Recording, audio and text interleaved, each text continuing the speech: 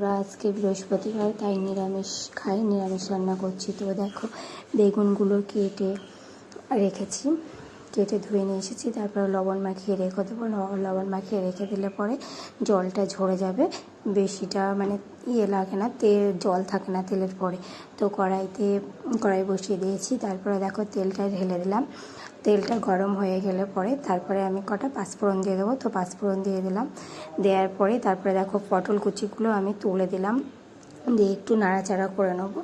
নেওয়ার পরে তারপরে ওর মধ্যে কটা আমি কাঁচা লঙ্কা দিয়ে দেবো।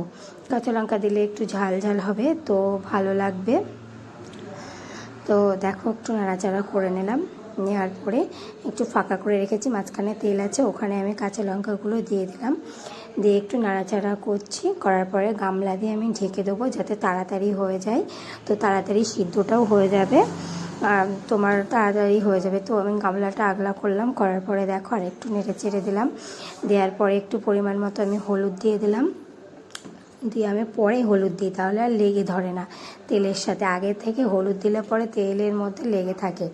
তো তা হয়ে গেছে। তারপরে দেখো আমি এখানে কুমড়ো ভাতে আর আলু ভাতে মাখবো।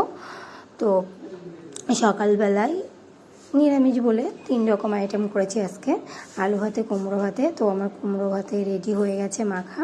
তো তারপরে দেখো আলু ভাতেও আমার মাখা রেডি হয়ে গেছে। তো তারপরে আর একটা করবো হচ্ছে আলু পটলের তরকারি। তো এখানে দেখো বেগুন ভাজাগুলো আমার প্রায় হয়ে এসেছে। তো আমি আর থালে রাখলাম না, আমি কড়া ধরেই রেখে দিয়েছি।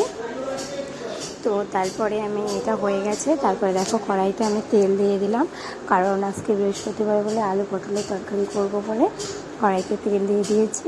দেওয়ার পরে পটল আলুগুলো ভালোভাবে ভেজে নেব। তো দেখো আমি নাড়াচাড়া করছি। করার পরে ভাবছি আদা, জিরে আর কাঁচা লঙ্কা বেটে দেবো, কারণ নিরামিষ তো। মাঝখানে তেজপাতা দিয়ে দিয়েছি। তো শিলে দেখো আমি নিয়ে নিয়েছি এগুলো। নেওয়ার পরে দেখো আমার বাটা হয়ে গেছে, এরকম শিলেই রেখে দিয়েছি। তো দেওয়ার পরে তারপরে একটুখানি তেল ফাঁকা করে নেবো। নিয়ে দেখো এখানে আমি জিরে ফোড়ন দিয়ে দিলাম। দেওয়ার পরে তারপরে যে মশলাটা করেছি সেটা আমি দিয়ে দিলাম। দিয়ে একটু নাড়াচাড়া করব। তো দেখো আমি নাড়াচাড়া করে দিলাম। পরিমাণ মতো লবণ দিয়ে দিলাম, পরিমাণ মতো আমি হলুদ দিয়ে দিলাম। তারপরে আমি বাটিতে যে মশলা লেগে থাকে একটু ধুয়ে জলটা দিয়ে দিলাম, পুরো বাটিটাও পরিষ্কার হয়ে গেল। তো তারপরে আমি পরিমাণ মতো জল দিয়ে দেবো।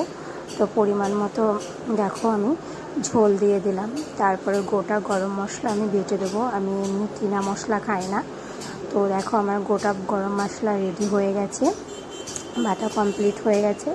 এবার তরকারিটা হয়ে গেলেই আমি গরম মশলাটা দিয়ে দেবো। তো তরকারিটা ফুটছে, দেখো ফোটার পর ফুটছে। তো আমি এখন একটু গামলা দিয়ে ঢেকে দেবো। তো দেখো আমি গামলাটা খুলে দেখলাম, তরকারির কালারটা দেখো, তরকারির কালারটা বেশ ভালোই হয়ে এসেছে। মানে তারপরে আমি গরম মশলাটা দিয়ে দিলাম, মানে তরকারি প্রায় হয়েই গেছে। তো দেখো আমার তরকারি রেডি হয়ে গেছে। বন্ধুরা, তোমরা বৃহস্পতিবারে কে কে নিরামিষ খাও, আর আমার রেসিপিগুলো কেমন লাগলো অবশ্যই কমেন্ট করে জানাবে। একটা লাইক, একটা কমেন্ট করবে, আর যদি ভালো লাগে তাহলে অন্যকে দেখার সুযোগ করে দেবে। তো দেখো আমার রেডি হয়ে গেছে। আমি এখানে ভিডিওটা শেষ করলাম। আজকের মতো টাটা, বাই বাই।